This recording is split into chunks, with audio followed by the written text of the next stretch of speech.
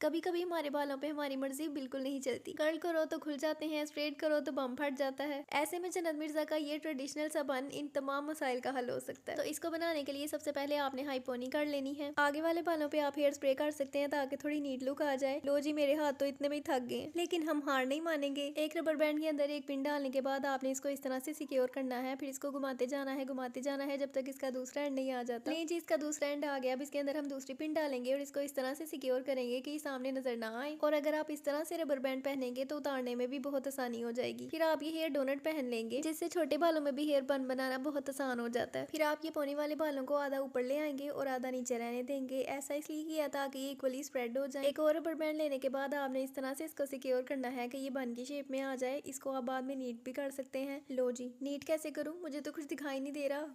मैं तो भूत बन गई। अरे नहीं नहीं भाई, डरने की जरूरत नहीं है, मैं तो परी हूँ। लेकिन परियां तो चांद पे रहती हैं। खैर, परियों को छोड़ें, ये देखें हेयर स्टाइल। यहाँ शमसा मुझे कह रही थी इतना ही प्यारा लग रहा है। मैंने कहा अच्छा ठहरो जरा, तुम्हें मैं बताती हूँ। अब इन बालों को हम 2 इक्वल पार्ट्स में डिवाइड करेंगे और 3 स्ट्रैंड की जो बेसिक ब्रेड होती है वो बनाएंगे। दोनों ब्रेड्स बनाने के बाद आपने रबर बैंड से उनको सिक्योर कर लेना है। फिर अपोजिट डायरेक्शन में लेके जाते हुए आपने इस तरह से क्रॉस बनाना है और बन के ऊपर सिक्योर कर लेना है। यहाँ आपको एक दफा ऊपर और एक दफा नीचे दोनों जगह से क्रॉस करना पड़ेगा और ये डिपेंड करेगा कि आपके बालों की लेंथ कितनी है। बस ये हमारा बन रेडी हो चुका है, लेकिन अभी ये इन फूलों के बिना अधूरा है। आप इसकी जगह पे रियल फ्लावर्स भी लगा सकते हैं, लेकिन मेरे पास यही थे। इसके दोनों एंड्स को आप जुड़ा पिन की हेल्प से सिक्योर कर लेंगे।